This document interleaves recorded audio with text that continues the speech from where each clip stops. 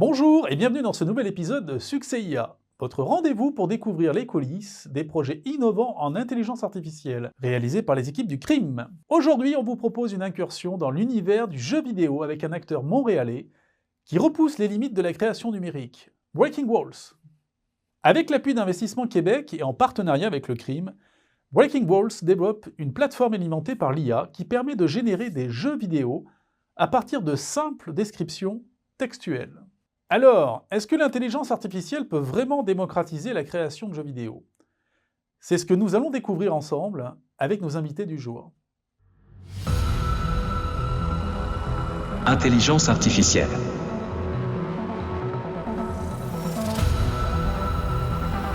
Données. Traitement automatique du texte. Vision par ordinateur. Parole.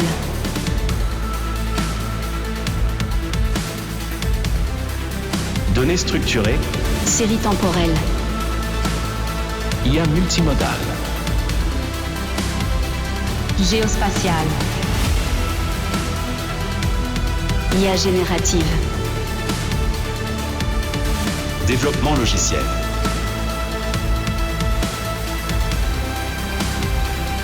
IA de confiance.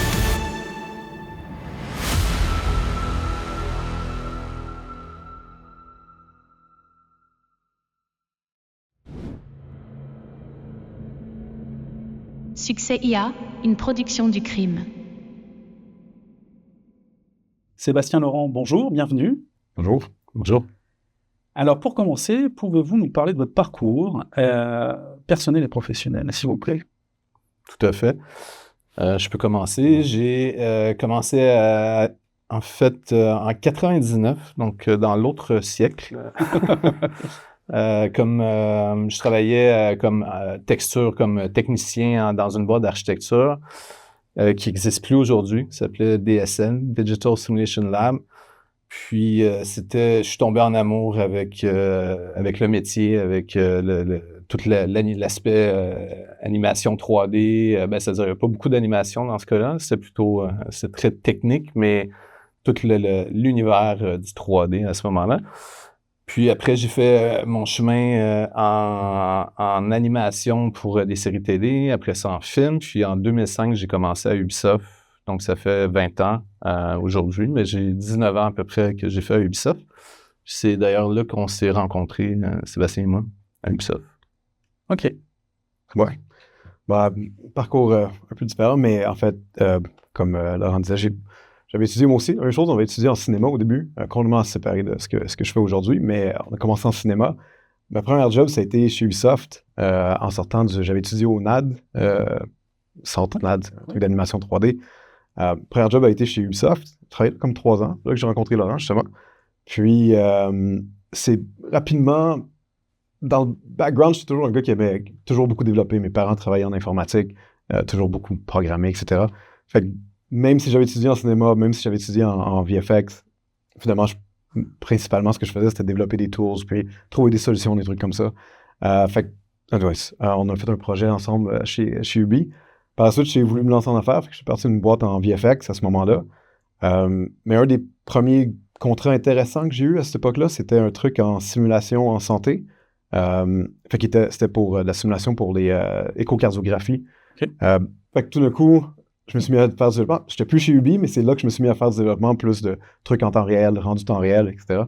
Ça a été là que j'ai vraiment commencé à aimer cet aspect-là du métier. Puis, quelques années plus tard, j'ai continué à faire un peu de VFX, mais quelques années plus tard, je reparlais à Laurent, on voulait se partir un projet, puis on a démarré Breaking Walls, ça fait, je me rappelle plus, mais 10 ans. Ouais. Bon, la première année, c'était laid back, mais rapidement, c'est devenu le truc principal. Ouais. Oui, donc historiquement, vous avez travaillé ensemble. Donc, avant, c'est ça, ouais. Mais qu'est-ce qui vous a amené à créer Breaking Walls, en fait? Qu'est-ce qui a fait que vous êtes assis, vous avez dit on va créer ça ensemble? Le désir je pense, de s'affranchir un peu, naturellement, de faire les choses de notre façon. On a toujours été poussé à vouloir innover, vouloir aller vite, essayer des choses, les briser, essayer autre chose. Puis là, on sentait, malgré que Ubisoft, c'est un hub assez incroyable pour faire des choses comme ça, mais il y avait quand même une lenteur puis une lourdeur, tu sais, d'avoir des patrons puis d'avoir ce genre de choses-là. Donc, on s'est dit, il faut qu'on essaie de le faire à notre façon. Donc, je pense qu'il y avait principalement ce désir-là d'essayer des choses complètement différentes, innovantes, à notre façon. Puis, je peux ajouter d'ailleurs, c'est quand on a parti, initialement, quand on a parti de Breaking Walls, notre intention, c'était de faire un studio puis d'embarquer dans le marché du jeu, mais avec la réalité virtuelle, la réalité augmentée, puis c'était vraiment notre focus.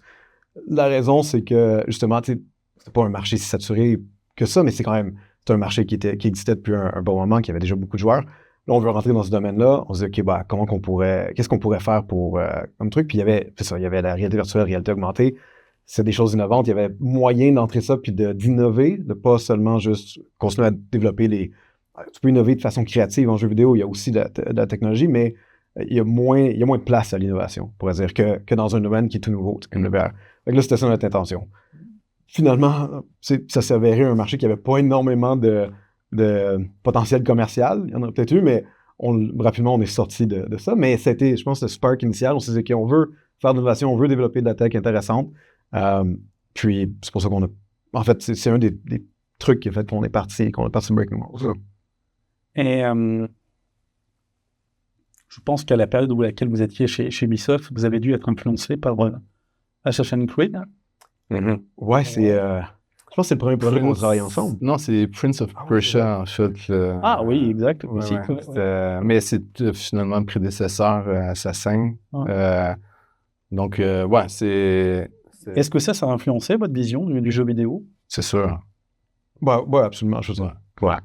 C'était une licence parce que moi, je connaissais, que j'aimais beaucoup. Je trouvais que c'était très, très innovant déjà. C'était assez incroyable, le mix des graphiques, puis du gameplay, puis... storytelling, je pense, à l'intérieur de Prince of Persia, c'était très présent. Très présent. Ouais, c'était un jeu linéaire à cette époque-là. Puis, c'est finalement un rêve, un peu. Ouais. Et quels ont été vos premiers projets de studio, alors? Pour Breaking Walls? Oui, bien sûr. Donc, c'était le premier truc qu'on a fait. On avait pitché un projet au FMC, Fonds des médias du Canada, pour le volet expérimental, je pense que ça s'appelait. C'est peut-être pas le nom, mais anyways. Puis, c'est ça, c'était un jeu. Le jeu, c'est ce qui est devenu Away par la suite. Ouais. C'était un jeu de réalité virtuelle où tu jouais une variété d'animaux, mais c'est ça, première personne vue d'animal. Puis le premier truc qu'on a fait, c'était une espèce on dévalait une vallée, puis on jouait un bearded vulture, une vulture... Photo barbu. Ouais. Pour ça, c'est ça le nom. C'est le nom commun. Ouais, je pense que c'est ça. Puis on suivait un de nos compagnons, puis à la fin, il y avait un volcan et tout. Mais anyways, le point, c'est que c'était en première personne, réalité virtuelle. On a tout touché les éléments qu'on voulait faire dans Away, qui étaient racontés sous la forme de documentaire animalier, une esthétique qui était assez belle, surtout pour la réalité virtuelle, trame sonore super belle, tout ça. Fait ça a vraiment été le truc qui a un peu dicté la direction qu'on a pris après ça pour le reste des choses. Ça, c'est le premier vrai projet qu'on a fait. Ouais. Ça a été compliqué parce que, bon, il y avait tous les problèmes qu'on connaît aujourd'hui de la réalité virtuelle avec le motion sickness, là, tu sais, le mal de mer un peu, ou pas mal de mer, mais bon, les hauts de cœur qu'on peut avoir. Puis là, on était en vol à une vitesse folle. Donc, il y a beaucoup de gens qui sont devenus un peu verdâtres en développant le jeu. Puis on s'est fait dire assez rapidement aussi par des distributeurs et tout ça que ça les intéressait pas, la réalité virtuelle. Donc, on a été obligé un peu de changer notre fusil d'épaule à ce moment-là. Ouais. Alors ça va m'intéresser à titre personnel parce que c'est la dernière expérience que j'ai vécue en réalité virtuelle. C'est le phénomène que ça a produit sur moi, le mal de mer. Ouais. Alors, ça vient d'un problème de création, d'environnement, ça? C'est un mix. Il y a des gens qui ont le mal du transport. Tu sais, il y a des gens qui peuvent naviguer sur l'eau sans trop de problèmes. Il y en a d'autres que ça les atteint. Ma copine, elle peut aucunement aller sur un bateau, là, automatiquement, les hauts de cœur et tout ça. Apparemment, il y a différentes théories, là, mais ce que j'ai compris, puis on le voyait dans l'équipe, il y a des gens qui étaient plus affectés que d'autres, là, mais quand tu le développes, tu sais, des fois, il s'agit qu'il n'y ait pas un bon framerate, c'est-à-dire un débit d'image suffisant qui, là, tout à coup, là, ça donne un haut le cœur à peu près à 100% des gens. Donc, tu veux une fluidité des images, tu veux tout ça, mais il y a, peu importe, là, même si la technologie supporte, puis la qualité graphique est bonne et tout ça, il y a des gens que ça va automatiquement les rendre malades parce que, apparemment, c'est un mécanisme un peu d'autodéfense du corps qui, quand il sent que l'oreille interne qui dicte un peu la balance, là, donc il dit OK, t'es sur le sol, il est plat, mais la vision, elle, t'indique que l'horizon est un peu croche ou c'est un signe d'intoxication. Donc, pour certaines personnes, le cerveau va l'interpréter de cette façon-là. Et la réaction, c'est de faire vomir pour éviter l'empoisonnement, apparemment. C'est ce que j'avais entendu. Il y a quand même une façon de contourner. On n'a pas fait pendant une période de temps si étendu ça, fait on n'est pas les experts non plus, mais c'est sûr qu'à travers le développement, on le voit assez bien. Si quelque chose est statique, justement, évidemment, rarement ça va te donner mal au cœur, mais si les choses les plus horribles, c'est un jeu de vol, si le mouvement que le joueur fait est censé aller vers la gauche, puis tout d'un coup, la caméra va vers la droite, supposons, c'est absolument atroce. Même quelqu'un qui n'est pas super affecté par ça, ça va c'est déstabilisant. Ouais. Exactement. Mais si c'est bien fait, ça répond bien, le mouvement et la perception visuelle est associée avec le mouvement d'une façon assez directe, linéaire entre les deux. En général, ça aide beaucoup. Une autre expérience que vous avez réalisée, parlez-nous de Vénus. Absolument. Quelles sont les ambitions que vous avez poursuivies à travers ce jeu? Veux-tu y aller? Ouais, vas-y. Okay. Vénus, en fait, c'est notre collègue qui n'est pas ici, mais c'est une initiative de notre troisième partner, Nathanaël, qui n'est pas ici. Puis, en fait, c'est un jeu d'ingénierie à la base. C'est vraiment un jeu où l'utilisateur, il y a différents... Quand on fait une décision pour travailler sur un jeu, il y a toutes sortes de décisions. Est-ce que créativement, c'est quelque chose qui nous inspire? Est-ce que ça nous inspire créativement? Est-ce que l'histoire nous intéresse, etc.? Est-ce que c'est un jeu qui va nous intéresser à faire en partant? Est-ce qu'on a les capacités dans l'équipe? Mais principalement, est-ce que c'est un segment du marché qui est réellement intéressant? Puis, le genre de jeu que Vénus est, c'est un jeu de création, un jeu d'ingénierie. Ça fit sur un jeu PC. C'est le genre de jeu qui est une sorte de niche, qui a énormément un grand marché pour, mais qui n'a pas énormément de développement ou d'offres dans ce segment-là. Okay. C'est une de ces niches. C'est pas la seule, mais c'est une de ces rares niches où il y a peut-être plus de demandes qu'il y a d'offres. Puis, en même temps, c'est le genre de jeu qui nous intéresse à faire. Donc, ça, c'est des raisons pourquoi on a décidé de développer le jeu. Mais le jeu en soi, c'est ça. Le jeu se passe sur la planète Vénus, quelque part dans le futur.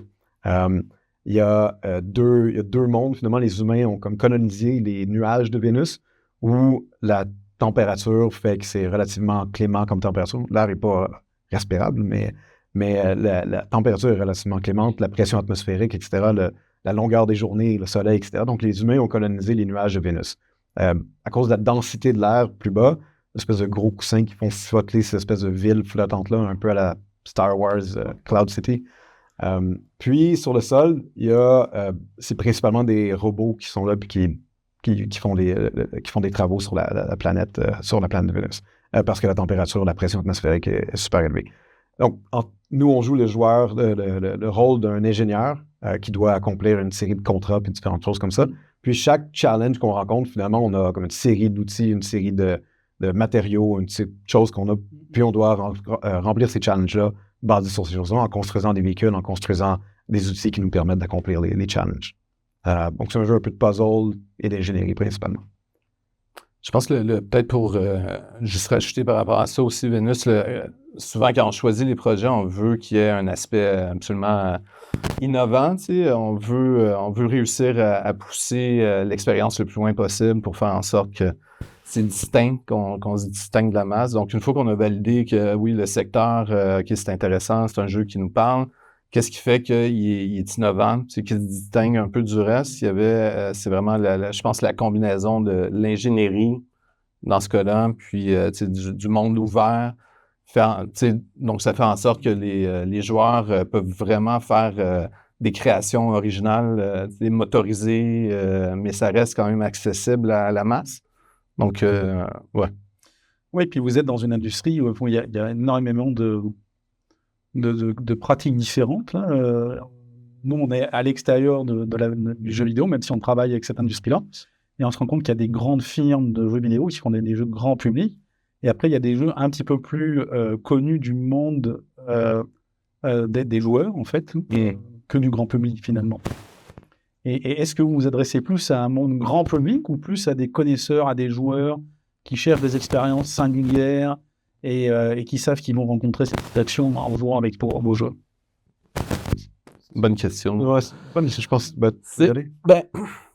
C'est-à-dire que le marché du jeu est tellement vaste aujourd'hui que même quand on dit c'est niche, tu sais que tu parles à des millions de personnes souvent. Donc, tu sais, c'est niche, mais si tu as un public de 30 millions, c'est quand même bon, hein, tu sais, quasiment l'équivalent du Canada. Tu sais, tu fais, bon, ça reste quand même, c'est ça, grand public d'une certaine façon, mais nécessairement en voulant être, tu sais, unique, en voulant essayer de faire des choses différemment, c'est pas grand public, là. Puis de toute façon, ce centre-là est bien occupé par les gros studios AAA et tout ça. Donc, étant donné que ça fait partie de notre identité, un peu de la vision de la compagnie, on veut créer des expériences le plus uniques possible. Ben c'est ça. On est contraint par avoir un marché un peu plus petit, qui reste finalement très grand. Mais c'est intéressant quand même, parce que c'est vrai qu'avant qu'on démarre, avant qu'on commence à s'intéresser plus au marché indépendant du jeu vidéo, à la base, je pense que beaucoup de gens, ils voient des jeux, justement Prince of Persia, ou tous les gros titres, PlayStation principalement. Je ne joue pas beaucoup à des jeux PC. Du coup, en commençant à s'intéresser, la première fois que j'ai installé Steam, etc., tu réalises l'écosystème est tellement large, il y a tellement de demandes, il y a tellement de soif pour des offres plus originales. C'est sûr que le raffinement du produit est peut-être pas le même qu'un gros AAA où chaque petite chose est bien placée, le dialogue est parfait, le acting, les mécaniques sont on point, tout est parfait. Mais il y a beaucoup plus d'innovation, par contre, à l'intérieur des petits jeux. Des fois, le jeu va être avec une innovation seulement, une innovation, mais ça va être le core du gameplay, puis toute l'expérience va être bâtie autour de cette innovation-là. Donc, je pense qu'il y a tout un segment du marché sur PC que les gens veulent, on soif de ça, puis ils le cherchent. D'ailleurs, on le voit, des fois, on fait des plus petits jeux, juste Game Jam, des choses comme ça, puis il y a toujours un intérêt, même si le jeu est extrêmement simple, extrêmement pointu dans son offre, les gens sont extrêmement intéressés. Ça pourrait faire partie d'une expérience AAA, mais ça serait une infime partie. Une infime partie du jeu. Sunscape, c'est un projet ambitieux. Est-ce que vous pouvez nous expliquer en quoi ça consiste exactement? Je vais y aller. Donc, Sunscape, ce à quoi ça consiste. L'objectif avec Sunscape, c'est un projet qui est en développement, mais le rêve, on pourrait dire, de Sunscape, c'est d'offrir une plateforme où les gens peuvent aller créer du contenu interactif, jeux vidéo principalement, à partir d'intelligence artificielle, donc peu de compétences techniques pour accomplir ce jeu-là, puis de pouvoir le créer, puis de pouvoir le partager avec les autres. Mais éventuellement, on espère pouvoir monétiser, les gens puissent monétiser leur propre création. Donc, l'objectif est vraiment de pouvoir démocratiser 100% la création de contenu dynamique, interactif pour tous les utilisateurs. Dans les dernières années, il y a eu beaucoup de progrès de ce côté-là avec des outils comme Unreal Engine, Unity, puis il y a un paquet de marketplace où on peut acheter un paquet de choses. Le développement de jeux vidéo est beaucoup plus démocratisé qu'il l'était dans le passé. Avec les outils pour aider à coder aujourd'hui, quelqu'un qui utilise Cursor, peu importe, avec, supposons Unity, il y a énormément de travail qui peut être fait, surtout pour une plus petite expérience qui peut être faite sans avoir une connaissance approfondie de ce qui a à être fait. Mais ça reste qu'il y a quand même une grande barrière à entrer pour être capable de produire un jeu de qualité. Puis on pense qu'avec les outils qui existent aujourd'hui, mais aussi avec ce qui s'en vient dans le court, moyen terme, il y a définitivement moyen de pouvoir vraiment créer une plateforme qui est intéressante pour les gens de créer ce contenu-là. Puis ça prend un endroit central où les gens peuvent le créer, le consommer, le découvrir à l'intérieur d'un même espace. Donc, Sunscape, c'est un peu ça le rêve de Sunscape. Donc, ouais, en gros, c'est une plateforme et un moteur de jeu génératif. Donc, c'est permettre à monsieur et madame tout le monde d'être créateur de jeux vidéo. Exactement. Ouais.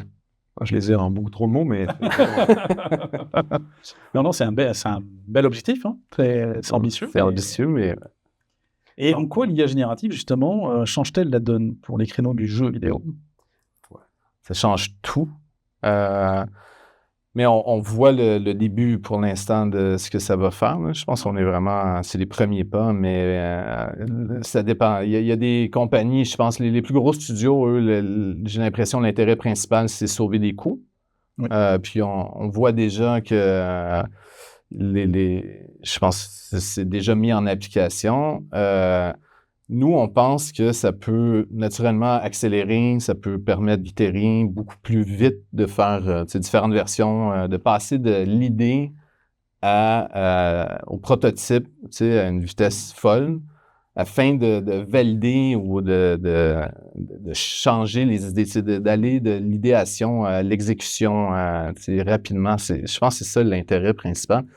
On sent qu'on est à un moment dans l'histoire où, un peu comme nous, on a vécu l'arrivée du numérique en vidéo, puis ça a démocratisé le cinéma. Là, ça a permis à n'importe qui de pouvoir s'acheter une petite caméra mini DV, de faire un film, de l'envoyer dans des festivals. Il y a un peu la même chose qui est en train de se passer en jeu vidéo. C'est notre, du moins notre théorie. Là. Une démocratisation? Ouais. Je pense qu'il y a beaucoup de gens qui ont peur du remplacement, pur et dur de juste... Oui. Puis je pense que avec raison, je pense qu'il y a un certain risque à ça. Mais à la fin, je crois qu'ultimement, l'humanité ne peut pas fonctionner de toute façon si l'humain est extrait de toute la capacité de production, puis de consommation. Ouais. Et ce qui se passe en ce moment sur Internet, on le voit beaucoup, vidéos génératifs avec VO3 puis des trucs comme ça reste relativement simple. C'est cool, mais ça reste relativement simple. Mais ça pollue beaucoup l'espace de consommation de contenu sur Internet et l'espace de création. Tout d'un coup, ça devient un peu... si la tendance n'arrête pas, ben finalement, l'humain n'existera même pas dans cette loupe-là. Tu vas avoir une série de bots qui va créer du contenu, une série de bots qui va consommer le contenu. Je ne sais pas à quoi ça sert, en fait, à la fin de tout ça, à part de gaspiller de l'électricité puis de polluer la planète. Ouais. Non, c'est ça. Mais, donc, je pense que ultimement, les gens sont toujours à la recherche de contenu plus... je cherche le mot, pas sincère, mais... Original. Authentique, c'est le mot que je cherche. Merci. Contenu authentique. Puis, dans la création de contenu, les gens sont... On parlait autour de la peinture en arrière de nous. Oui. Les gens aiment créer, les gens aiment produire les choses, aiment innover, aiment se dépasser eux-mêmes. Fait que le désir de création ne va pas disparaître parce que tout d'un coup, les AI sont capables de le faire mieux que les autres. Puis le désir de consommer et d'apprécier l'art humain ne va pas disparaître. Ultimement, je pense que les gens qui vont... Les outils d'intelligence artificielle qui vont finir par se démarquer puis qui vont réellement avoir un impact, c'est ceux qui travaillent plus en symbiose avec l'humain puis qui permettent aux humains d'exploiter pleinement leur fibre créative ou innovatrice. Puis, dans ce sens-là, c'est pour ça, pas pour ça, mais c'est un peu des guides, des idées qui guident un peu le développement avec Sandscape. D'ailleurs, pour en venir un petit peu au développement, à la base, Sandscape, ça avait débuté, on voulait, justement, on faisait de la réalité virtuelle. Un peu après, on voulait commencer à intégrer différents outils, améliorer notre productivité et tout ça. C'est à peu près au moment 2014-2015, au début des réseaux adversariales, GAN. Puis c'est là qu'on a commencé à avoir cette génération d'images qui commençait à être beaucoup plus intéressante. Il y avait même un projet qui était ça, je pense, en 2017-2018, c'était Game GAN de... Je vais avouer, je ne me rappelle plus si c'était Nvidia, Google, mais peu importe c'était qui. Puis là, déjà, on pouvait comme entrevoir qu'il y avait une direction dans ce sens-là. D'ailleurs, ça a été les premiers modèles. Ça a ouvert la porte à modèle de diffusion, tout ce qui s'est passé par la suite. C'est définitivement intéressant, mais ce qu'on faisait à cette époque-là, c'est qu'on voyait, on se disait, OK, ça va arriver. Fait qu'on a commencé à développer un outil à l'interne qui nous permettait justement, très tôt dans le procédé, de pouvoir, on pourrait dire, mix and matcher ces différents modèles-là, essayer de créer des workflows, des pipelines qui nous permettraient d'expérimenter puis voir, OK, qu'est-ce qu'on peut faire avec ces outils intéressants-là.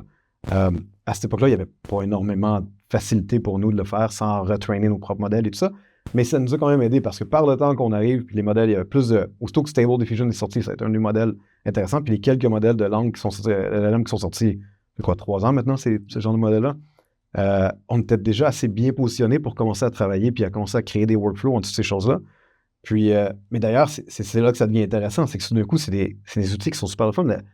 C'est pas juste d'avoir une espèce de modèle monolithique qui est capable de tout faire ou de créer, c'est comment je fais pour utiliser cette série d'outils-là puis créer du contenu ou quelque chose qui va être un outil qui va être vraiment utile pour mes artistes ou pour les développeurs. Ouais. Je pense ça. sur la même ligne de pensée, je suis fini mon idée. Tu sais, je le vois beaucoup, surtout sur LinkedIn. Je pense que en ce moment, c'est peut-être juste les gens que je suis, mais le sujet, c'est comme 90% des trucs de AI en ce moment. Puis, en tout cas, dans mon feed à moi. Puis, il y a énormément de bruit. C'est pas super intéressant ce que je vois, mais il y a quelques individus qui se distinguent. Même chose sur TikTok ou Instagram ou sur YouTube. Tu as quelques individus qui se distinguent et qui créent vraiment du contenu de qualité, mais c'est devenu un job à temps plein pour eux de créer ça. C'est sûr qu'ils créent quelque chose qui n'aurait pas été possible pour un individu de créer il y a 6 mois ou 1 an, mais quand les gens s'investissent, ils prennent le temps puis utilisent de façon intelligente, ils sont capables de créer des expériences qui sont vraiment intéressantes à consommer. Pas tout à fait encore, mais on voit que tout bientôt, genre très bientôt, on va être capable de consommer des trucs qui vont nous intéresser, mais ça va prendre un effort humain derrière quand même. Oui, mais ça nous prend quand même un cerveau pour penser les choses. Ouais, en effet. Ben, c'est naturel, hein, parce que finalement, si c'est juste remâché, c'est juste disons, une image qui est créée à partir d'un prompt, mais sans aucun effort, tu sais, qui est là pour, finalement, pour meubler ou... Puis, tu sais, s'il n'y a rien d'original, que c'est pas senti, tu sais, que ce soit AI ou juste quelqu'un qui copie, tu sais, je veux dire, la copie existe depuis toujours, là, l'intelligence artificielle ne change rien à ça. Le produit qui n'est pas inspiré, n'est pas inspirant, n'est pas consommé en bout de ligne. Donc, le créateur, si il y a une idée, ben, il utilise le meilleur marteau qui existe pour construire sa structure ou son œuvre. C'est ça, c'est la démarche qui est importante. Puis, ouais. Oui, c'est le créateur qui évolue en fait. Hein. Ben ouais. Il évolue avec les technologies et puis il s'en sert. Ben ouais, exactement. C'est ce que vous faites. Ouais, mais je pense que c'est tout ce que... Tout créateur, oui, tout créateur a intérêt d'ailleurs à s'intéresser à la puissance de l'intelligence artificielle et à la diversité de ses applications. Là. Tout à fait. Ça ne veut pas dire que ça devient l'outil exclusif du créateur. Je pense que, tu sais, mais il devrait toujours considérer cet outil-là, l'existence du moins, puis l'essayer, puis faire comme, mais il y a ça d'intéressant, mélanger avec l'AI, mélanger avec la photo traditionnelle. On l'a vu récemment, là, un ami à nous qui nous montrait un peu ce qu'il faisait, tu sais, un photographe assez connu, montrait le résultat de ses recherches, hein, puis tu fais comme, wow, OK, ouais, c'est...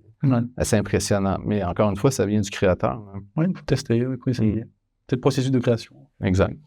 Et sur Soundscape, alors est-ce que vous pouvez me revenir sur comment ça fonctionne idéalement? Alors, à travers, c'est une approche textuelle et ensuite il y a une génération d'environnement. Et voilà. Ouais. C'est Soundscape est comme divisé en deux phases, on pourrait dire. Le premier truc qu'on espère sortir très bientôt. En fait, il y a déjà une plateforme qui existe, qui est là, qui est utilisable, mais c'est fermé à la majorité des gens. C'est vraiment juste à l'interne tester. Ouais. Mais la façon que ce système-là fonctionne, c'est un peu l'équivalent de ce qu'on entend tout le temps du vibe coding à la fin. C'est principalement une espèce de workflow qui permet on prend un prompt de l'utilisateur, puis passe à travers une série d'agents ou d'outils ou d'agents d'outils. Bizarre comme phrase, mais...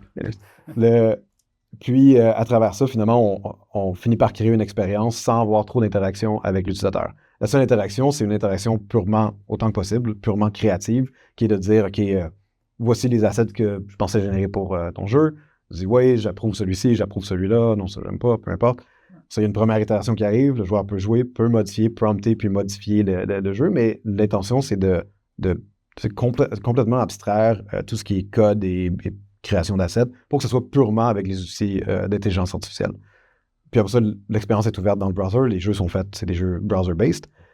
Donc ça, c'est vraiment intéressant. Puis ça commence à fonctionner particulièrement bien, surtout avec les dernières évolutions avec les LLM dans les derniers mois. Ça nous a vraiment aidé à créer quelque chose qui fonctionne bien. La phase qui vient par la suite, c'est la phase qui nous intéresse le plus, je pense, à la fin, c'est de pouvoir finalement habiller ce jeu-là avec un layer de rendu qui est, lui, généré par intelligence artificielle. Une forme de modèle de diffusion qui vient créer le rendu final, l'image finale, pour donner vraiment une esthétique, puis de la variété qu'on ne serait pas capable d'avoir avec purement juste créer des assets, etc. Ce qui est je pense qu'il y a deux grosses approches en ce moment dans le marché. Il y en a une qui est vraiment essayer de créer une espèce de simulateur de monde. Fait que finalement, extraire, éviter complètement un engin de jeu vidéo. Dire, on va générer du vidéo avec... On va prendre une input, on va générer une input de contrôle, etc. Générer l'image en temps réel, puis construire ce monde-là en temps réel. Tout ça fait purement par un modèle d'intelligence artificielle, sans engin physique ou engin de jeu en arrière.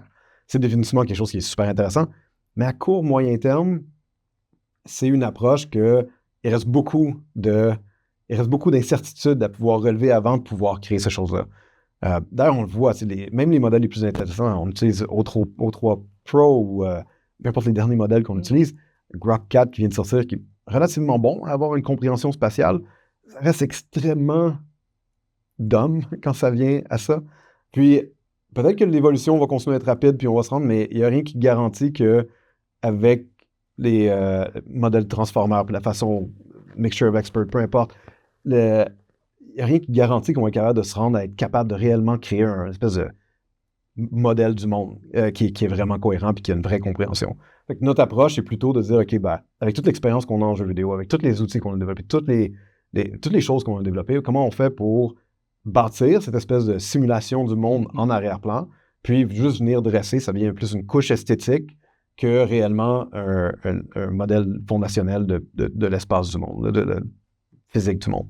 Peut-être déraper de la question un peu, mais... Non, c'est bon, mais c'est principalement la partie avec le crime, cette Exactement. partie-là qui est comme finalement la couche, la finition qui est appliquée en bout de ligne, c'est le développement qu'on fait avec le crime. Ouais. Puis le mix des deux, c'est là que ça devient intéressant, parce qu'on disait, créer supposons, si on dit créer on veut remplacer un personnage, on veut être très précis, on dit qu'on veut remplacer le personnage ou on veut remplacer une voiture. Vraiment simple. Si on utilisait juste un modèle de diffusion, on peut seulement, jusqu'à un certain point, ce serait difficile de vraiment modifier les proportions, propriétés physiques, etc. du véhicule. Par contre, avec des modifications au gameplay, qui se fait de façon plus... qui se fait dans l'engin, là, finalement, on est capable de mix and matcher les deux, qui nous permet d'avoir une variation esthétique vraiment différente, mais aussi toutes les mécaniques qui sont extrêmement différentes, qui répondent assez bien aux demandes de l'utilisateur. Pas juste... pas une espèce d'hallucination de ce que l'utilisateur reste. C'est toute une forme d'hallucination. À la fin, il y a toujours un peu de drift par rapport à l'intention puis la création, mais les humains aussi. Donc c'est pas super que ça. Et est-ce que vous avez rencontré des défis techniques ou éthiques dans votre projet? Sans arrêt, hein, mais principalement, c'est-à-dire, ouais, il y a quand même beaucoup de défis éthiques aussi, mais techniques sans arrêt, parce que, bon, les modèles évoluent, tu sais, on est quand même dépendant aussi de tous ces modèles-là qui existent d'une fois à l'autre avec la sortie de nouveaux modèles. Il y a des régressions. Puis, on est en train de... on est sur un terrain qui est inconnu, donc, tu sais, des fois, on ne prend pas la bonne direction, il faut retourner un peu en arrière. Il y avait une idée, moi, que je caressais, qui était de finalement faire un moteur de jeu à la base, un peu l'équivalent de ce que Seb disait. Tu sais, faisons carrément un moteur de jeu d'intelligence artificielle. Malheureusement, il y a déjà, c'est ça, il y a beaucoup d'avancées du côté de Google. Tu sais, on ne peut pas vraiment non plus s'attaquer à des monstres comme ça, là, parce qu'eux ont déjà une bonne longueur d'avance, ils ont des capacités qu'on n'a pas.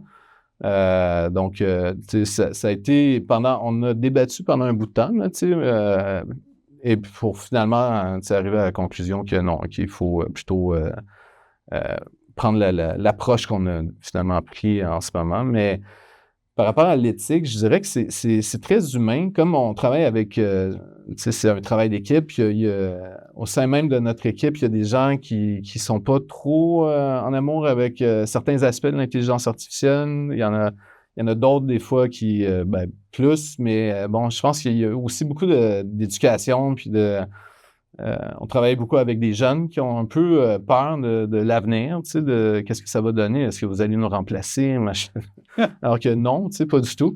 Je pense qu'il y a tout l'aspect droit d'auteur. Tu sais, on fait très attention à pas... tu sais, on respecte les créateurs. C'est pas du tout dans notre intention d'utiliser des informations... Tu sais, utiliser des modèles qui auraient potentiellement tu sais, brisé les droits d'auteur. On se craint des règles par rapport à ça. Oui, parce que création générée, on peut se poser la question de la copie dont tu as parlé tantôt. Ouais. Puis naturellement, c'est ça. On le voit avec Midjourney. Là. Récemment, ils ont plusieurs poursuites sur le dos là, de Walt Disney, tout ça. Donc, on s'éloigne de ça, entre autres. Mais tu sais, comme on ne va pas entraîner nos propres modèles avec du matériel. C'est à moitié vrai qu'on n'entraîne pas nos propres modèles. On n'a pas le choix des fois de fine-tuner ou modifier certains modèles quand on a la chance de pouvoir les décomposer un peu puis d'injecter des choses qu'on aurait besoin à l'intérieur du modèle. La réalité, c'est que quand ces choses-là arrivent, c'est avec du contenu que nous, on a créé. Donc, de ce côté-là, il n'y a pas de... Mais... non, mais c'est ça, on n'entraîne pas des modèles avec du matériel, disons, volé ou on ne va pas aller chercher des choses. Non. Mais le phénomène de génération, c'est un risque dans la génération. C'en est un, c'est sûr. Je pense, mais le sujet, c'est un sujet super intéressant, puis je pense pas que... On va le résoudre. Non, je pense pas. Mais c'est sûr que ce que les modèles sont capables d'accomplir, c'est parce que la somme des connaissances ou de ce que les humains ont produit est synthétisé, distillé dans un modèle qui est capable d'interpoler entre ces différentes choses-là à la fin. Je pense que les deux choses sont aussi vraies. C'est d'un côté, on peut dire, OK, si on interpole avec les choses que les autres ont créées, finalement, on vole la somme des connaissances humaines, puis on les met dans les mains de certains individus qui vont en profiter parce qu'il y avait les moyens de voler tout ça ou de le synthétiser, tout ça. L'autre côté, c'est est-ce que c'est vraiment différent d'un humain qui consomme, peu importe ce qu'il consomme dans sa vie, comme contenu, puis qui éventuellement finit par être inspiré, puis faire aussi une forme d'interpolation de ce qui existe. Par contre, les humains ont tendance à pouvoir extrapoler à l'extérieur de ça, puis c'est pour ça qu'il y a des innovations, c'est pour ça qu'il y a...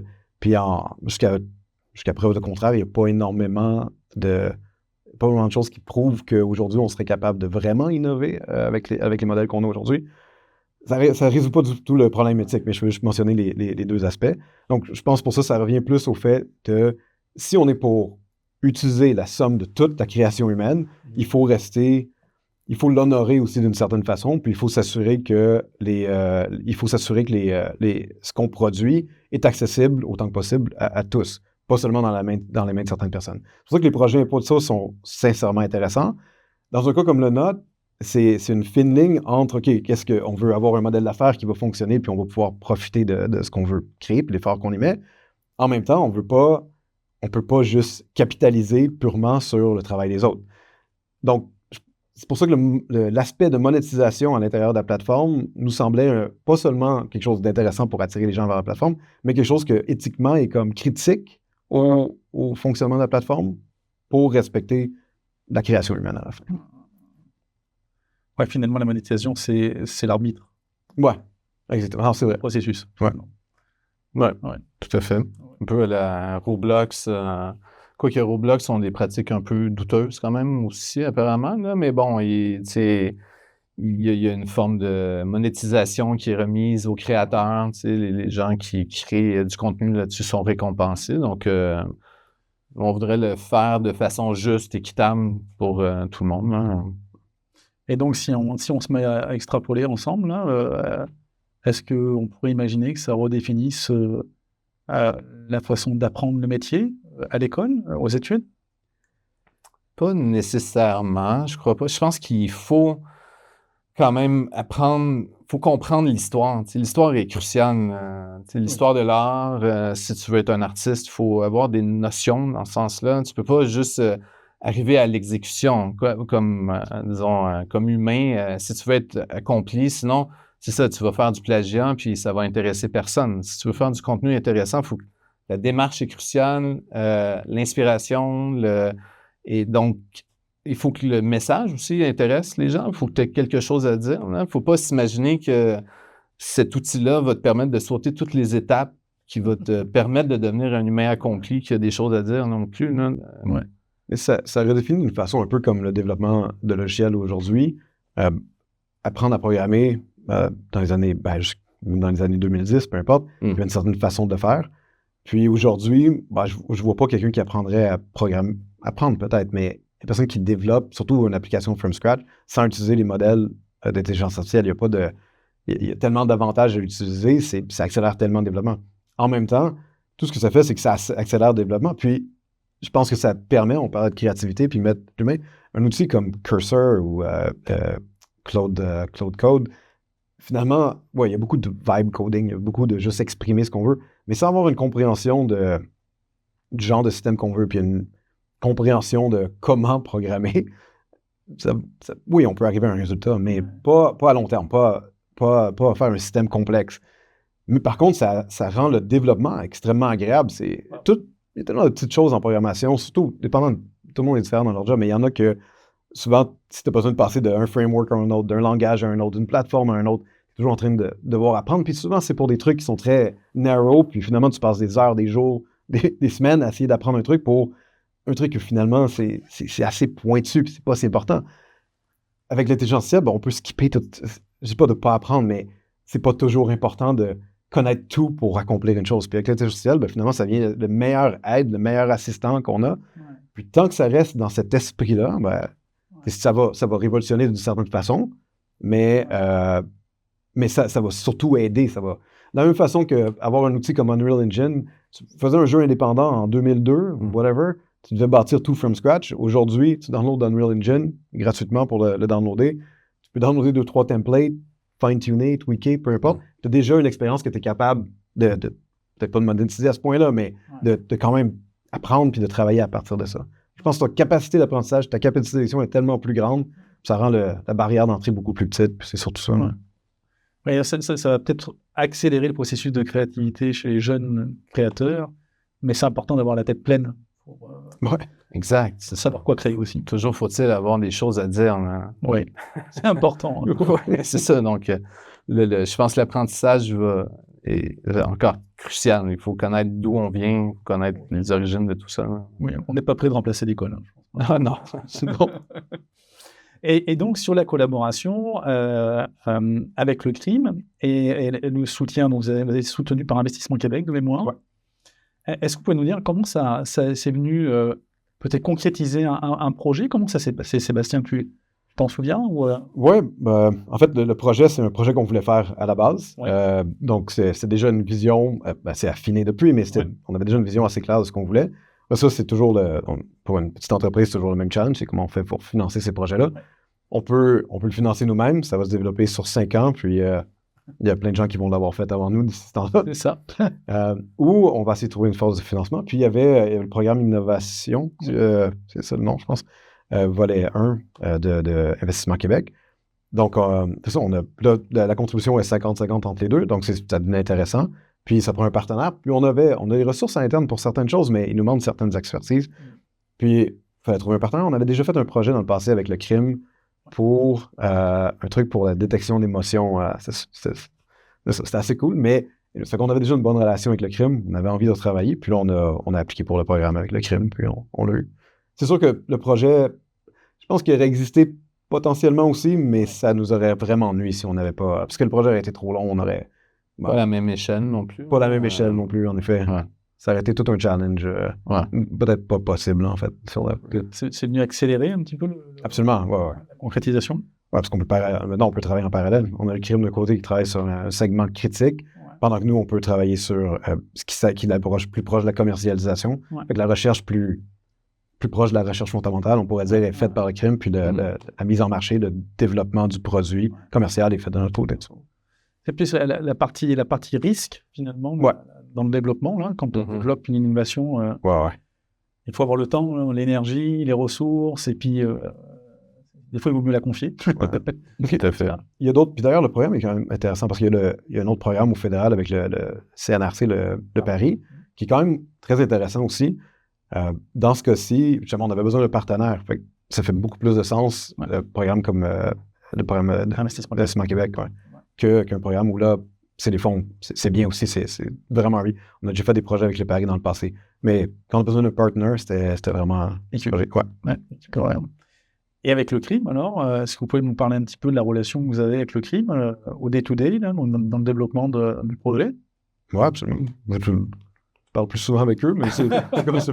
Je vais en parler. Ben, c'est-à-dire que on a des scrums, tu sais, c'est vraiment comme une équipe de production, là. Donc, on a des scrums, on suit activement le développement avec eux, on donne des recommandations. Et quand il y a des questions, on essaie le plus possible d'y répondre le plus rapidement possible, de débloquer les trucs qui pourraient, c'est ça, bloquer. Là. Récemment, Azure, un des chercheurs qui a décidé de s'aventurer, c'est aussi, je pense, Azure le plus enclin à faire du développement de jeu. Tu vois que c'est un des... il est très, très allumé par ça. Puis là, il a décidé afin de nous aider, de travailler un peu plus directement dans Unreal. Puis donc, là, on ne l'a pas fait encore, mais on est supposé de faire un peu un survol avec lui là, pour regarder tous les différents outils, faire une espèce de survol avec eux. Ouais.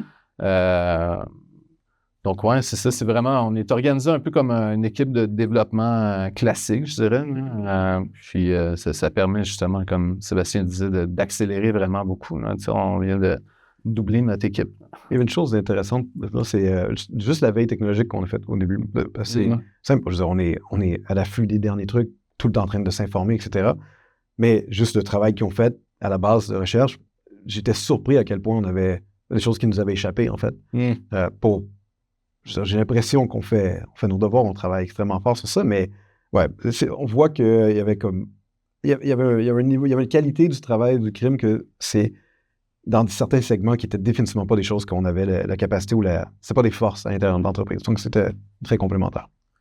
Oui, mais c'est un métier singulier. Hein, c'est ça. Le développement expérimental. Et puis, est-ce qu'on, si on donnait une image, est-ce que le fait que ça devienne une équipe temporaire à la vôtre, en fait, ou au vôtre, là, est-ce que c'est un petit peu ça? Vous avez senti une appartenance ou une envie de s'approprier le projet? Une synergie totale. Dès le début, je sentais qu'il y avait un intérêt, puis il y avait beaucoup une approche très, très scientifique, pragmatique. On veut être sûr de bien comprendre, c'est quoi. Après ça, on veut être sûr que c'est réalisable. On veut être sûr... Donc, il y a eu beaucoup des conversations initiales reposées là-dessus, là, sur être certain, est-ce qu'on est sur la même page, on dit la même chose? Puis, mais on a senti un intérêt dès le début. Là. Donc, ça, c'est super excitant. Oui, puis c'est quand même c'est assez pointu. Ça doit souvent être le cas, mais tout d'un coup, même si beaucoup des gens dans l'équipe n'avaient pas une compréhension approfondie de ce qu'on faisait, il y avait une espèce d'excitement de leur côté. Ils disaient, ouais, non, c'est cool. Puis, chaque meeting était quand même assez constructif. Les questions les plus banales, des fois, évidemment, quand on apprend quoi, à des questions, des fois, surprenamment pointues. Puis, c'est OK, ouais, vous êtes informés, sincèrement. Oui, mais il faut dire que vous avez un projet ultra innovant aussi. Donc, ça allume des lumières dans les yeux, là. Ouais.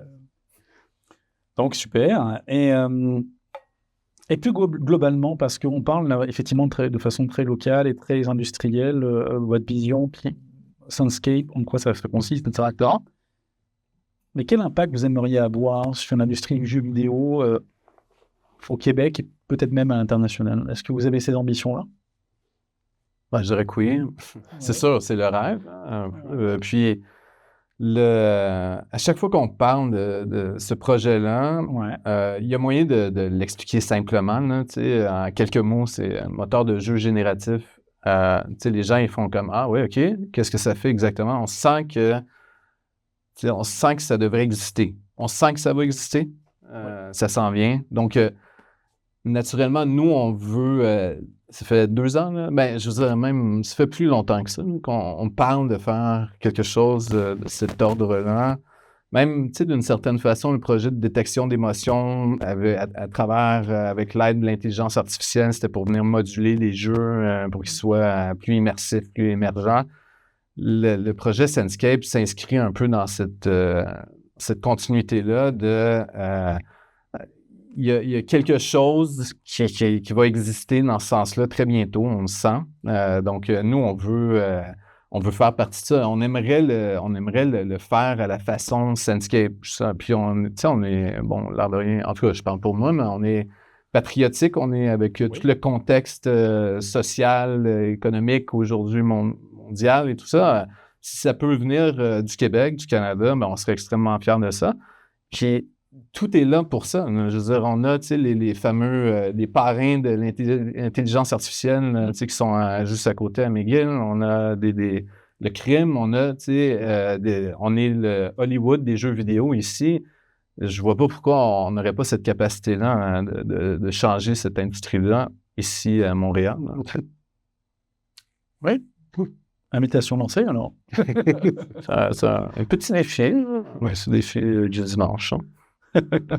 Sébastien, quelque chose à rajouter? Ouais, ben en fait, je pense que excuse-moi, j'ai perdu le fil de mon idée. Pendant que tu parlais, j'avais une idée, puis là, la question m'a fait... Repose-moi la question encore, juste pour être certain. Plus globalement, si on regarde l'industrie du jeu vidéo, quel impact vous aimeriez avoir, que ce soit au Québec, même au niveau mondial, à travers ce projet-là? Ouais. Évidemment, à l'extérieur de juste l'idée d'avoir un succès commercial, parce qu'on veut avoir un succès commercial, évidemment, je pense que comme Laurent disait, le fait que Montréal est vraiment une plaque tournante quand ça vient aux jeux vidéo, si il y a des outils qui doivent être créés, puis qui doivent répondre aux besoins des créateurs. Parce que je pense qu'il y a deux choses. Senscape est vraiment un produit qui est targeté, qui est aligné vers le consommateur qui crée des jeux. C'est plus une plateforme de... comment on appelle c'est UGC, ouais. User Generated Content. Ouais.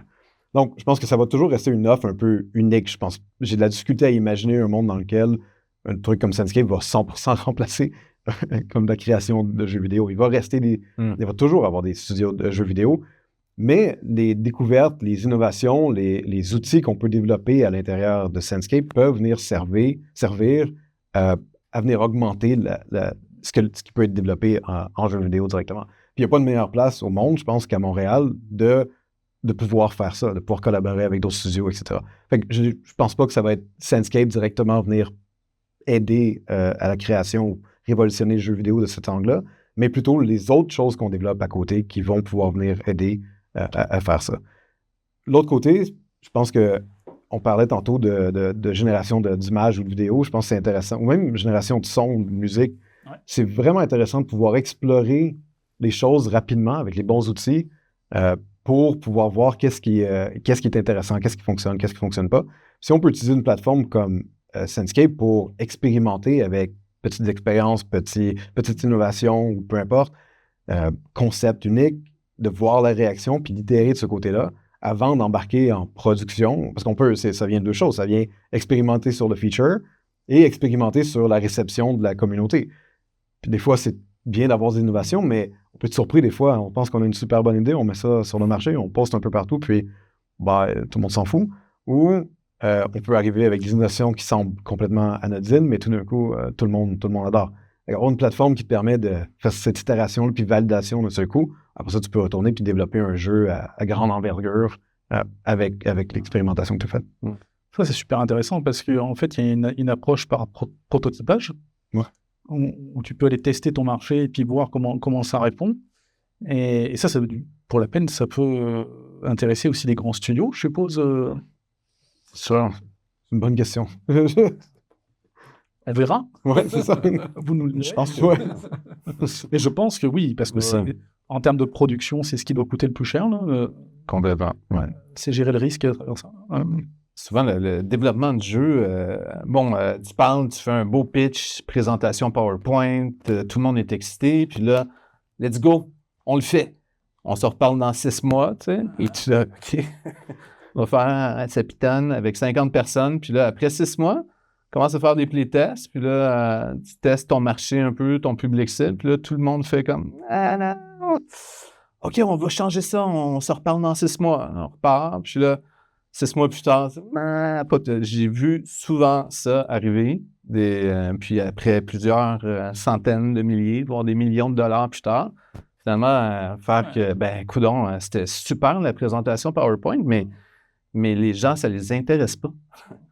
Ça te prend 2 ans de t'en rendre compte, des fois. C'est vrai que c'est un peu difficile. Il y a beaucoup de tes produits que les gens développent, soit en logiciel ou même des produits physiques. Quelqu'un veut sortir un nouveau notebook ou peu importe. Facilement, on peut prototyper, faire des mock-ups, peu importe, tester le marché, voir. Tout ce qui est produit, en général, c'est relativement simple de pouvoir tester le marché.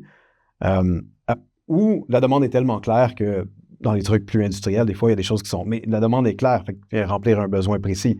Dans des domaines créatifs comme le cinéma et le film, il y a une demande de consommation de produits, mais savoir ce que les gens veulent, c'est tellement un procédé subjectif, c'est tellement subjectif ce qui est bon ou pas, que finalement, il n'y a pas moyen de tester le marché avant de l'avoir produit en grande partie. Avec le coût, pas voir si ton film va être bon avant d'avoir tourné plusieurs plans, puis d'avoir... Tu peux faire un storyboard, tu peux écrire un script, mais tant que c'est pas un film, que ça n'a pas été acté, ça n'a pas été monté, il n'y a pas une trame musicale, ça va être difficile de voir si c'est vraiment un bon film ou pas.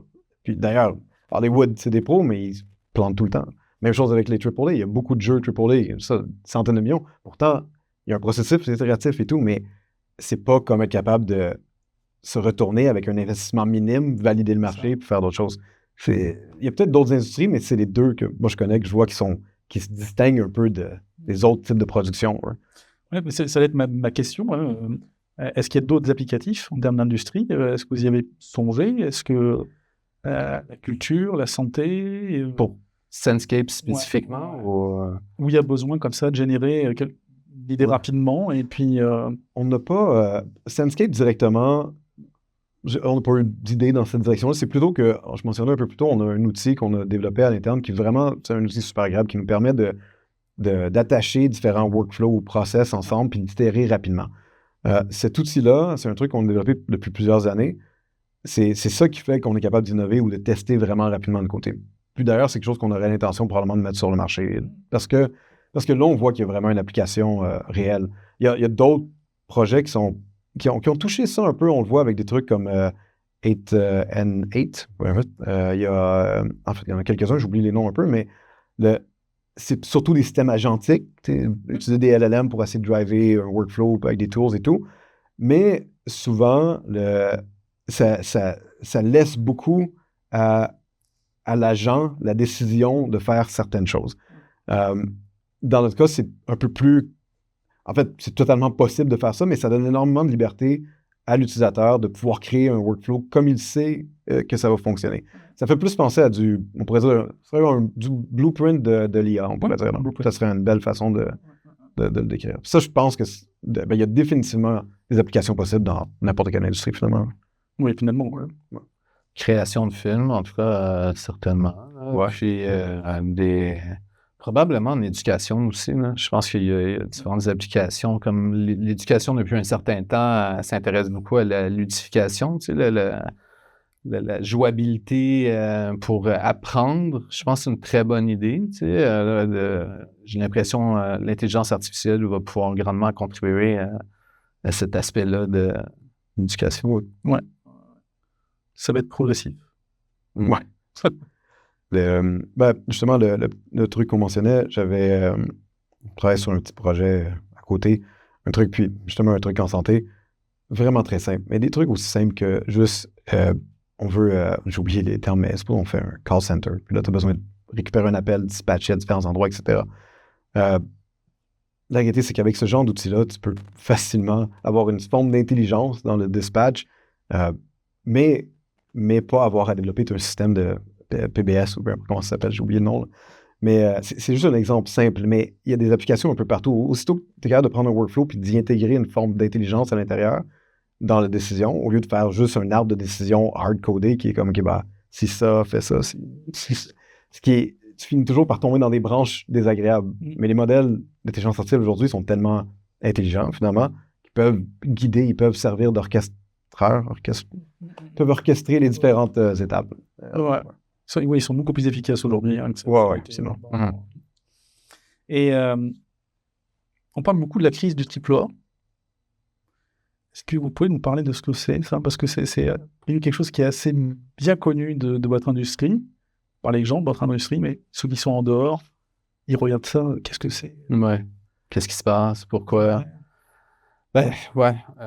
Moi, je prétends pas connaître exactement pourquoi, mais on a toutes différentes théories par rapport à ça. On le voit aussi, c'est pas seulement le jeu, mais l'industrie des effets visuels en film.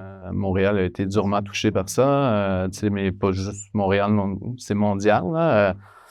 Le triple A, je pense, une des raisons, selon moi, là, en tout cas, c'est tout simplement circonstanciel, c'est-à-dire suite à la COVID, où il y a eu une montée, une consommation de fou, là, les profits ont explosé et les compagnies se sont dit « Ah, ben tiens, ça y est, voici une nouvelle réalité.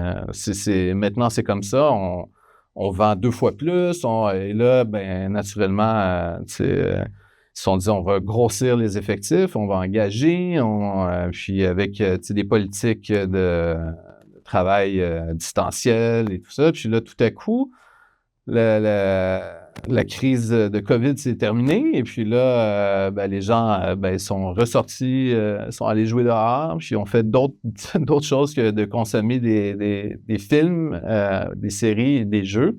Et là, c'est redevenu un peu plus comme c'était avant la COVID. Et là, combiner ça avec l'intelligence artificielle, je veux dire, c'est vrai que c'est aussi une drôle de circonstance que, ça tombe exactement en même temps. Il y a probablement un impact, de l'intelligence artificielle là-dessus, parce que, on peut comprendre là, que les grandes compagnies se disent, est-ce qu'on met encore un autre 300 millions sur un prochain jeu qui on sent que peut-être va moins bien fonctionner, puis qui va sortir dans 4 ans, ou puis là, avec les nouveaux outils, est-ce que ça devrait coûter 300 quelques millions, ou ça devrait être un peu moins cher?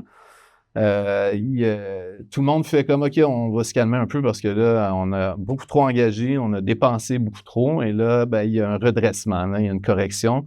J'ai l'impression que c'est beaucoup ça. Donc, l'AI a sa part de responsabilité là-dedans. Mais je pense qu'il y a des circonstances qui font en sorte qu'on en est arrivé là. Et il y a probablement aussi un peu une fatigue de toujours la même offre, finalement. À travers toutes les grandes compagnies, c'est beaucoup des suites qu'on voit. Il n'y a pas beaucoup d'appétit pour le risque. On va refaire ce jeu-là qui a bien fonctionné les 15 premières fois, parce que, ça fonctionne bien. Donc, je pense que les gens le voient, là, ça. Les consommateurs ont envie des trucs nouveaux. Puis c'est pour ça que souvent les compagnies indépendantes vont avoir un succès avec quelque chose qui est plus qui est différent, qui est une nouvelle offre. Okay. Ouais. C'est une bonne analyse. Je comprends beaucoup mieux. Là, je pense que ça revient un peu comme on disait tantôt. Je pense que c'est exactement ça. C'est la capacité d'innover quand le risque est tellement grand, bien extrêmement difficile, puis il y a une fatigue à la fin. Même chose avec le cinéma, c'est la même chose. On a vu le même Marvel 40 fois, je sais pas trop, mais à un moment donné, je sais c'est quoi. J'ai pas vraiment envie de voir le prochain. Il faut du risque, mais quand le risque, si un projet coûte 100, 200, 300 millions, le risque est moins intéressant. Je peux comprendre que tu es nerveux. Là. Tu risques 300 millions, ça... Est-ce que finalement, c'est pas une opportunité pour les studios indépendants, cette crise? Je pense que oui. Mais c'est une opportunité pour les gros studios aussi, j'ai l'impression. C'est en fait, quand tu es il faut juste se donner la peine de se remettre en question un peu, là, puis se dire, OK, est-ce qu'on se ferme les yeux puis on continue à foncer tout droit comme on a fait jusqu'à maintenant? Ça, tant qu'à moi, c'est ça le risque, tu sais. Mais si ça peut faire que, OK, on s'ouvre les yeux, on fait comme, OK, voici les problèmes, voici les solutions. Je pense qu'il y a plein d'opportunités en ce moment. Ça reste le jeu vidéo, c'est très, très, c'est alimenté par l'innovation. Donc, il faut continuer de s'inspirer de ça. Il faut ramener, je pense, à chaque fois, beaucoup les créateurs au centre de toute forme de produits qu'on va faire. Si les grands studios l'ont fait historiquement dans le passé, je ne vois pas pourquoi ils ne le feraient pas. Puis les petits, les grands, tout le monde a sa place là-dedans. Et en ce moment, on le sent, il y a énormément d'opportunités. Les outils sont de plus en plus puissants. Il il y a une accessibilité aussi. On peut parler directement à, tu sais, un adolescent dans son sous-sol peut faire un jeu s'il s'intéresse moindrement tu sais, il va apprendre puis il va pouvoir offrir un jeu au reste du monde. Tu sais, c'était quelque chose qui n'existait pas avant. C'est quand même assez incroyable. C'est une époque formidable. On disait, on parle d'innovation, j'ai quitté Ubisoft, je pense, en 2007, si je ne me trompe pas. C'était soit juste avant ou juste après la sortie du premier Assassin's Creed. Puis je regardais le line-up des jeux de Ubisoft aujourd'hui, ça fait 18 ans. Puis c'est les mêmes. Il y avait Far Cry, il y avait déjà acheté la licence, je me rappelle bien à ce moment-là. Ils font un Prince of Persia, ils font des Assassin's Creed. Je pense qu'ils ont For Honor qui est sorti à un certain point, qui était unique. Ouais. Non, mais je veux dire, il n'y a pas eu beaucoup de jeux uniques dans les dernières années. Là. J'ai l'impression que tout a starté depuis 18 ans. C'est vrai. C'est la hantise de tout artiste, hein. C'est de traverser du désert, là, de plus avoir d'inspiration. La page blanche. Ouais. Plus l'idée qui va faire le wow. Puis il y a peut-être aussi le phénomène, et j'ai bien aimé là, le croisement de deux principes, là, pour la crise sanitaire, la Covid qu'on a connue, la bulle IA générative aussi, qui a explosé en même temps. Là. Ça a peut-être été un cocktail de Molotov en même temps, là, cette industrie-là, qui n'a peut-être pas vu tout ça venir. Là, puis... C'est un bon point. En plus du fait que la génération de contenu par les gens avec les réseaux sociaux est devenue extrêmement populaire en même temps. Ça fait déjà quelques années, mais on en consomme énormément aujourd'hui. C'est vrai que c'est comme c'est beaucoup de facteurs qui sont mixés ensemble, puis que c'est un peu... Beaucoup de gens ils sont sur leur téléphone, puis dead scroll jusqu'à la fin à consommer. Absolument. C'est addict d'ailleurs. Ouais. Ça devient difficile de garder plus que 10 secondes ou 40 secondes d'attention sur une vidéo quand si tu as un truc de 2 heures à écouter ou un jeu à mettre plus d'attention que le tutoriel prend 4 heures. Non, je peux juste dead scroll, puis je consomme beaucoup de choses en 4 heures. Ils disent d'ailleurs, hein, l'attention des gens a diminué là, avec les années. Il me semble dans les années 90-2000, les publicités, tout était plus lent parce qu'il y avait une attention, on vivait plus lentement les choses. Aujourd'hui, il me semble, je lisais récemment, là, c'est une attention, si tu veux accrocher les gens, il faut que ça se passe en 3 secondes sur Internet. Ouais. Si en 3 secondes, tu n'as pas ton hook, déjà, c'est fini. Les gens font comme « next ». OK. Ouais. Et la science de l'attention, est-ce que c'est un mythe ou est-ce que c'est une réalité que dans la conception d'un jeu vidéo, on utilise les connaissances qui sont liées à la science de l'attention pour développer des scénarios et des scènes qui vont laisser le joueur en action? Je pense qu'à la fin, les principes sont là. C'est la même chose que quand on fait une campagne de marketing ou peu importe, ces principes-là sont appliqués. Mais je pense que pendant qu'on développe le jeu, c'est la même chose. On itère, puis on observe. Oui. Il y a beaucoup d'instinct quand même là-dedans, mais il y a aussi, je pense qu'on se permet ça aussi, ça fait quand même un certain temps, on a de l'expérience là-dedans, puis mais ça fait partie de nous. On a toujours quand même ce souci-là de... La formation professionnelle. Un peu, ouais. Mais oui, nécessairement, on veut... notre but, c'est pas que notre famille nous dise « Hey, bravo, une petite tape dans le dos », puis on veut parler aux gens, on veut que ça intéresse les gens. Donc, on essaie le plus possible de le mettre en application dans les jeux qu'on fait, dans les outils. Je sais pas si dans un AAA, il y a dans un gros studio, ça fait longtemps, mais est-ce qu'ils ont un procédé un procédé un peu plus scientifique avec des métriques qu'ils peuvent suivre pour, justement, ils peuvent reconnaître, OK, s'il n'y a pas d'attention ou s'il y a temps mort pendant, 30 secondes, une minute, peu importe. Dans notre cas, dans un jeu indépendant, c'est plus l'observation des joueurs puis voir, ils ont décroché à quel moment, mais est-ce qu'il y a des... dans le passé, moi, je voyais que oui, dans une certaine mesure, il y avait toutes ces métriques-là quand les joueurs font les playtests, c'est enregistré, puis là, même, ils arrivaient à traquer les yeux pour voir, ils regardaient plus l'écran à tel moment, ça coïncide avec telle mission parce qu'elle est trop longue, probablement. Mais les déductions, après, c'est plus des développeurs qui prennent action de ça. C'est pas tant... il n'y a pas une démarche scientifique après sur la mise en application pour les corriger, mais au moins, si c'était mis de l'avant avec une certaine rigueur, je dirais, scientifique. Ouais. Mais c'est évalué, en tout cas, ça fait partie du processus de création. Complètement. Ouais. Et est-ce que vous auriez des conseils à donner justement aux jeunes créateurs? Tout plein. Ouais. On travaille beaucoup avec des jeunes Ouais. au bureau, puis on adore l'énergie de ces jeunes-là. Puis oui, il y en a la plupart sont inquiets, avec raison. Là, quand même, c'est vrai que c'est un peu inquiétant ce qui se passe en ce moment sur la scène du jeu, du film, etc. Ça nous inquiète tous. Là. On se dit, est-ce que c'est une nouvelle réalité? Moi, je suis un éternel optimiste. Là. Je pense que c'est momentané. Comme on disait, c'est un peu circonstanciel. Puis, je pense que le meilleur conseil que moi, je pourrais donner, c'est de garder cette passion-là, de continuer à bosser fort, de rester à l'affût, de ne pas mettre de côté un outil parce que les gens disent que c'est pas bon, l'intelligence artificielle, que ce soit, je veux dire, on l'a vu à répétition, c'est l'arrivée de nouvelles technologies, de nouveaux outils.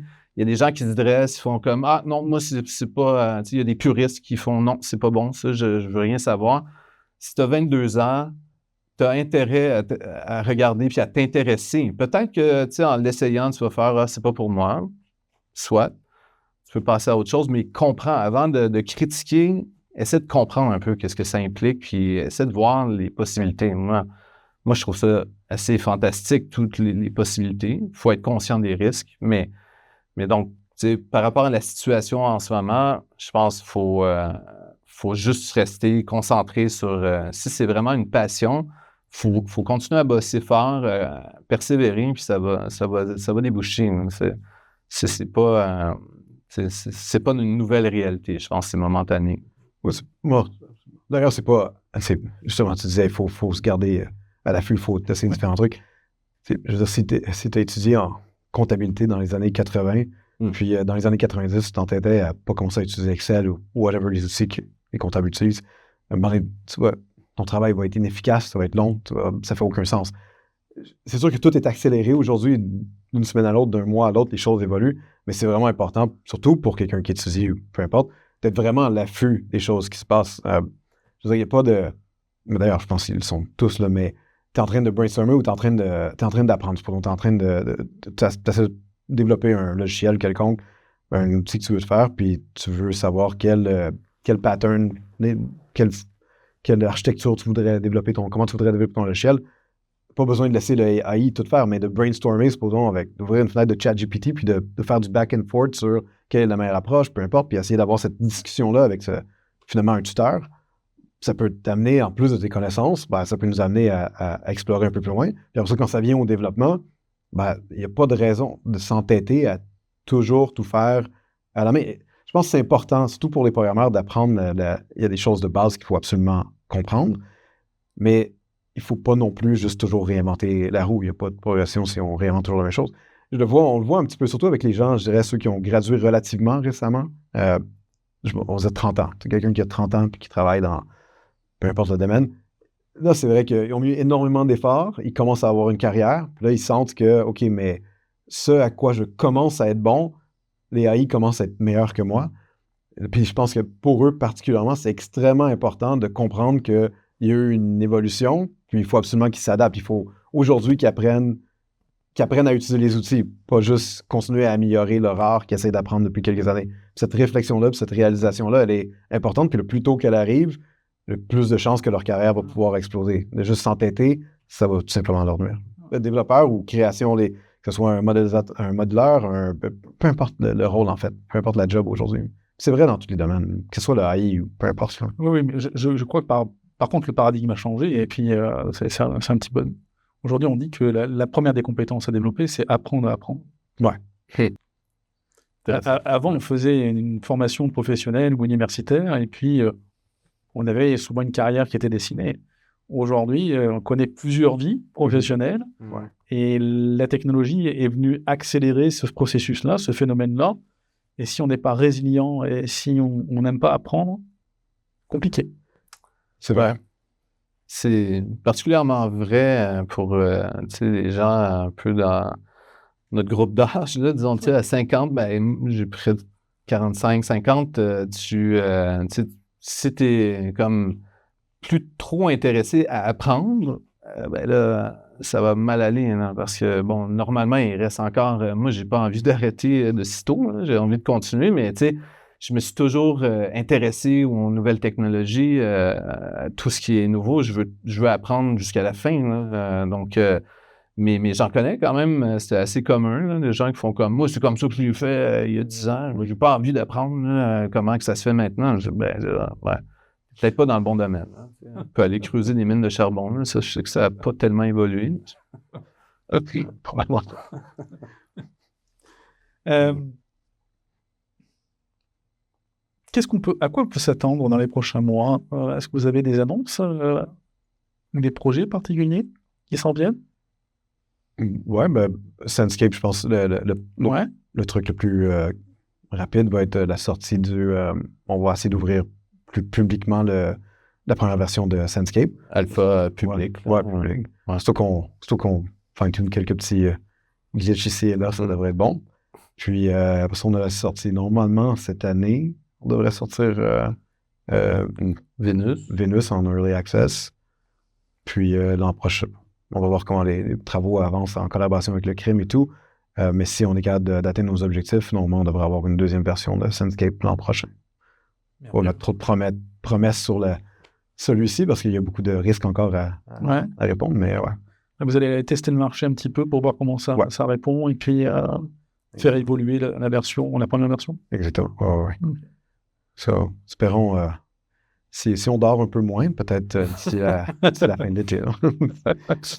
Si on dort un peu, peut-être pas, je sais pas. On a un petit jeu aussi qui va sortir bientôt, là, dans 2 semaines, issu d'un game jam. C'est de quelques semaines. C'est un petit truc super ludique, vraiment axé sur le gameplay très, très simple, mais qui était plutôt agréable à faire. Petit jeu d'avion en papier là, qui va dans des mondes procéduraux infinis. Donc, mais bon, ça, c'est plus la partie pour essayer de, disons, aérer, de lâcher un peu nos... c'est tellement des projets de long terme, les projets Sandscape, Venus et tout ça, on a fait une petite aparté, on a dit « Ah, let's go, on essaie, on fait un petit game jam. » Puis, en fait, c'est assez curieux parce que celui-là, entre autres, Fold and Fly, ça s'appelle un petit jeu d'avion, en fait, est venu de petits prototypes qu'on faisait pour alimenter Sandscape, finalement, parce que pour... Sandscape, on voulait créer différents types de jeux, donc des jeux de vol, des jeux de course, des jeux en troisième personne, blablabla. Puis celui-là, on a fait comme, ben écoutons, lui, c'est des jeux très, très rudimentaires à la base qu'on produisait. Puis là, lui, la version rudimentaire, on a fait comme, on a comme envie de la finaliser, mais pas tant d'efforts pour l'amener à la fin. Puis c'est ce qu'on a fait. Donc, cool. Cool. Puis ça vous a permis de travailler votre créativité. Aussi, ben, c'est ça, ouais. On le sent. On le sent. Et justement, par rapport à Sandscape, est-ce que vous pouvez nous dire comment ça va se passer pour les utilisateurs? Comment ils peuvent rejoindre Sandscape? Est-ce que c'est sur un site? Est-ce que c'est... Ouais, c'est sandscape.ai. Okay. Puis en ce moment, c'est la plateforme. Il y a beaucoup de jeux qui sont visibles sur la plateforme, mais qu'il n'y a rien qui s'assume. Tout est derrière il faut s'enregistrer dans la version alpha. Vous avez une liste d'attente? Oui, exactement. Okay. Pour toutes sortes de raisons, stabilité, coût d'opérer la plateforme, etc. Il y a plein de facteurs qui font qu'on attend pour releaser ça. Mais ça, les gens peuvent s'inscrire. Puis aussitôt qu'on va... L'intention, c'est d'inviter progressivement les personnes qui sont inscrites en premier. Puis, je ne sais pas comment dire, mais drip in ou les mettre de plus en plus de gens sur la plateforme pour qu'on puisse... tant qu'on puisse les supporter, en fait.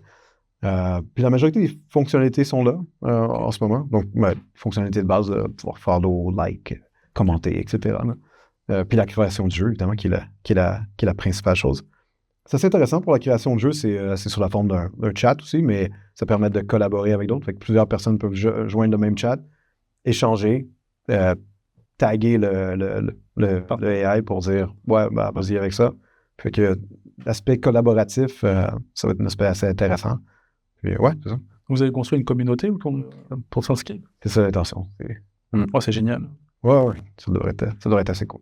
Okay. Et est-ce qu'on a une date approximative, une fenêtre de temps Q5. Ouais, c'est ça.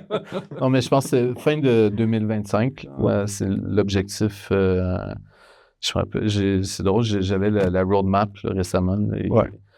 On essaie de respecter notre roadmap. ouais, c'est pas facile. Hein, Vous êtes à la fin de ça glisse tout le temps un peu, mais ça avance. C'est ça la bonne nouvelle. Là. On a de plus en plus des vrais résultats. Là. C'est étonnant. C'est surtout d'être capable de reproduire que ce soit consistant, d'une fois à l'autre, les résultats soient toujours bons. Que si quelqu'un prend whatever, je sais pas moi, un jeu de... Justement, ce matin, je testais un truc avec un space shooter basic. Ce matin, c'était beau. Les assets étaient beaux, l'orientation, le gameplay était bon, tout fonctionnait. La distribution spatiale, le jeu était intéressant. Ça, une autre fois, j'ai fait, je m'en rappelle plus, il y avait un autre jeu, mais c'était un mess. Hier, il y avait le platformer. Là, c'est le platformer. C'était pas terrible. Ouais, un genre de platformer. Puis, fait que d'une fois à l'autre, il y a encore un peu... Puis à la base, c'était, supposons, il y a 3 mois, je sais pas, par exemple, on avait peut-être 4 mois, il y avait un jeu sur 10 qui fonctionnait, même avec beaucoup d'itérations. Aujourd'hui, on est plus comme à, je sais pas, 3 jeux sur 4 qui fonctionnent avec pas d'itération, ce qui est quand même intéressant. C'est que one shot, on a un jeu qui fonctionne directement. Ça, c'est quand même assez critique, l'idée de juste pouvoir, puis de directement jouer sans devoir dire, OK, j'ai un bug, j'ai une erreur. Je veux pas que les gens doivent ouvrir une console pour essayer d'aller voir. Ouais, c'est ça. Il faut que ça fonctionne assez simplement. Puis ça, on est peut-être à 3 sur 4 en ce moment, qui est one shot, le jeu fonctionne à la fin. Wow. Puis pas toujours parfait, mais ça fonctionne. Aussitôt qu'on est à un moment où on peut dire, ouais, la grande majorité des jeux fonctionnent, puis s'il y a une erreur ici et là, c'est pas trop. Hein. On va pas attendre d'être à 100% non plus, mais en tant que ce soit proche. On va choisir aussi comme un peu les early adopters, ceux qui vont... Parce que, bon, naturellement, il va y avoir... faut pas qu'il y ait de la frustration parce qu'il y a des bugs, c'est issu d'un prompt. Là, c'est des gens qui sont un peu savis, qui veulent essayer des nouvelles choses. On va cibler plus... c'est ce qu'on a fait jusqu'à maintenant. On va continuer dans ce sens-là. De toute façon, les coûts sont encore assez élevés à opérer ce genre de technologie-là. Donc, et peut-être des personnes qui sont rompues à l'exercice de productivité ou de créativité, là, qui savent que l'échec fait partie de l'expérience, là, ou le bug fait partie de l'expérience. Ouais, exact. Et que c'est pas une fin en soi. Là, les gens s'excitaient avec première version de Stable Diffusion. Puis, ouais. Et puis, Mid-Journey. T'avais un prompt, t'avais un truc qui marchait sur 20 des fois. Il y a tout le temps comme 6 doigts qui avaient laissé au début. Mais on était tous... Wow, c'est quand même assez impressionnant. À partir de texte, à produire une image. C'est ça, faire un jeu. Un des trucs, juste peut-être, truc que je voulais rajouter par rapport à Senscape, aujourd'hui, tu sens vraiment comme tu tapes quelques mots, puis là, tu as l'impression un peu, en tout cas, du moins pour moi, c'est l'effet que ça me fait, tu as l'impression qu'il y a une équipe qui s'active derrière toi. J'étais habitué à travailler dans des grosses équipes, puis des fois, tu donnes des directives, puis là, ce sentiment-là où, OK, tout le monde fait comme, let's go, on essaie d'exécuter la vision. J'ai un peu ce sentiment-là avec, tu sens quand le système se met en action, avec le principe agentique où, OK, il y a l'équipe de game design, l'équipe de modeling, l'équipe de QA, l'équipe, puis là, ils te posent des questions, t'es là, wow, ils sont en train de travailler pour moi, c'est assez excitant. C'est un peu ce que j'espère qu'on va, mais j'espère qu'on va être capable d'avoir. Tu mentionnais le Stable Diffusion, ou même GPT 3.5. C'est pour la première fois que tu utilisais un des premiers modèles d'intelligence artificielle, pas les vieux trucs avant, mais comme 3.5, supposons, ou Stable Diffusion, puis tu promptais, puis là, d'un coup, tu avais un résultat, ce sentiment de genre, wow, OK, c'est pas un humain qui crée ça. Pour moi, en tout cas, c'est une forme de révélation. C'est comme, wow, c'est vraiment impressionnant. Puis j'espère que par le temps qu'on sorte Senscape, on va garder donner ce sentiment-là aux utilisateurs qui vont l'utiliser la première fois. Pour la première fois ce matin, en utilisant le truc, je mentionnais le Space Shooter parce que quand je l'ai généré, ça m'a donné un peu ce feeling-là. C'est comme, OK, le prompt, ça prend un petit temps à générer. Je fais d'autres trucs, je reviens, puis là, je suis posé, puis je suis comme, OK, wow. Non, mais attends, c'est bien. c'est très bien. C'était vraiment satisfaisant, ce sentiment-là, de dire, OK, ouais, ça. Si je voulais le faire moi-même, c'est pas un grand jeu, j'aurais pas passé 2 ans à le développer, mais développer ce jeu-là, ça m'aurait pris du temps. Puis développer les assets, puis développer tout, je pas un grand artiste 3D. Donc ça a été long. Mais le point, c'est que ça a arrêté du travail. Puis, là, tout d'un coup, c'était fait en 10 minutes, un jeu en ligne. C'était vraiment intéressant. Pour faire. Tellement prometteur. Tellement prometteur. On se donne rendez-vous donc fin de l'année alors. Oh, Exact. Sunscape.ai. ouais, c'est ce que Il y a une liste d'attente. Sébastien Laurent, c'était un plaisir de vous accueillir. Merci beaucoup pour cet échange. J'ai personnellement beaucoup appris. Ça a été généreux. Merci. Et puis, on vous souhaite tout le succès que vous méritez. Ben, merci beaucoup. Merci de l'invitation. Absolument. Merci. Intelligence artificielle.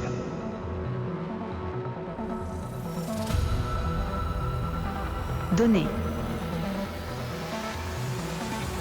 Traitement automatique du texte. Vision par ordinateur. Parole.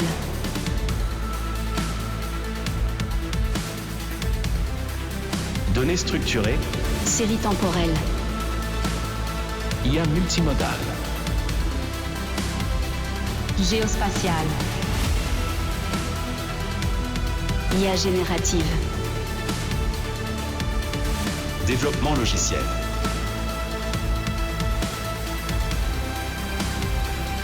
IA de confiance.